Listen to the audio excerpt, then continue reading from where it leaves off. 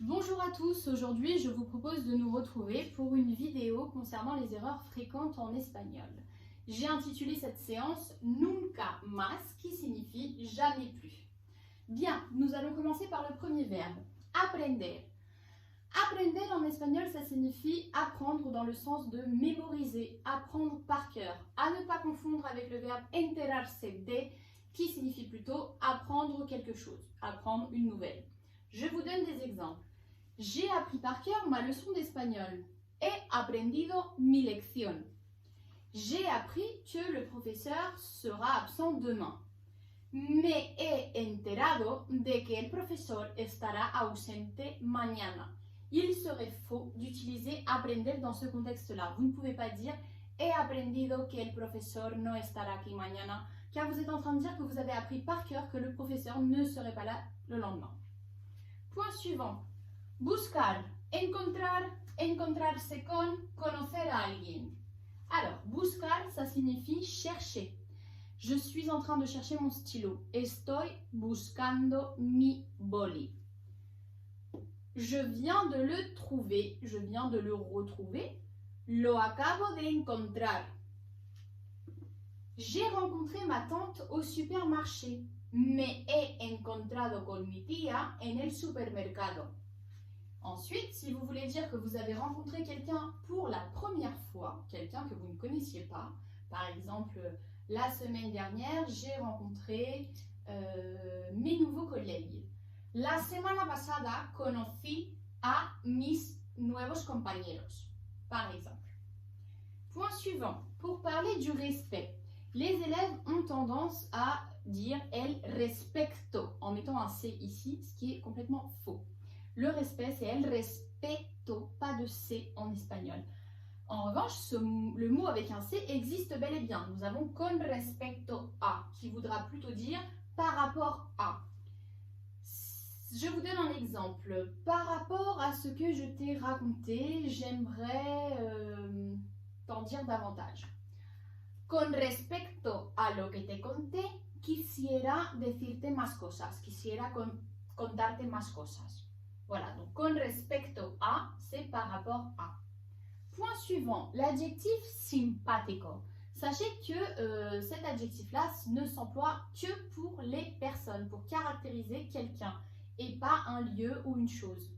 On dira un chico simpático, una chica simpática, mais on évitera de dire un restaurante simpático, mis vacaciones fueron simpáticas, c'est faux. Privilégiez plutôt mis vacaciones fueron agradables. Me gustó mucho el restaurante, mais pas un restaurante simpático. Vraiment, simpático ne s'utilise que pour des personnes. Point suivant, pour dire profiter en espagnol, les élèves ont tendance à utiliser profitar, qui n'existe pas. Pour dire profiter, les Espagnols disent disfrutar, ou bien aprovechar, ou bien nous avons également aprovecharse de, ce dernier ayant des connotations plus négatives. Je vous donne des exemples. J'ai bien profité de mes vacances. He disfrutado mucho de mis vacaciones. J'ai profité de mon temps libre pour réviser. He aprovechado mi tiempo libre para repasar. Ne laisse personne profiter de toi. No dejes que nadie se aproveche de ti. Point suivant. Verdad et verdadero. Les deux veulent dire vrai. Les hispanophones vont davantage utiliser verdad à l'oral et verdadero plutôt à l'écrit dans les questionnaires verdadero falso. Mais à l'oral, privilégiez plutôt es verdad, c'est vrai, plutôt que es verdadero. Ce n'est pas faux, mais c'est plus naturel d'utiliser verdad à l'oral.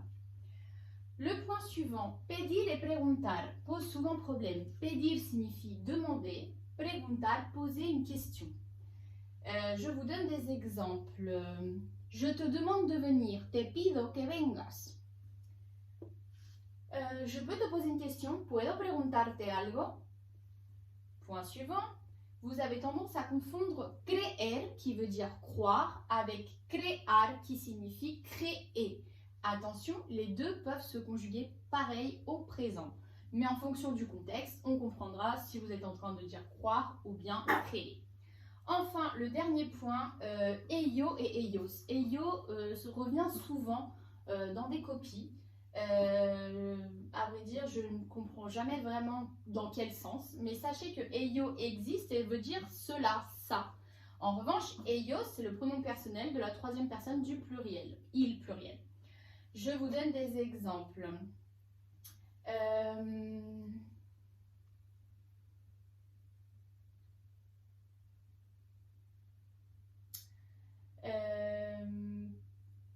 Tengo huevos, harina y leche.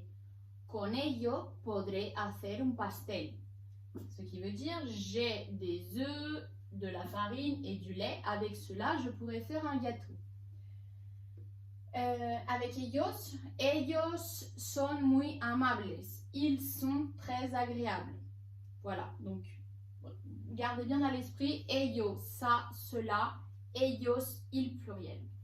Voilà, c'est tout pour aujourd'hui. Nous nous retrouverons pour une prochaine vidéo d'erreurs fréquentes. Merci.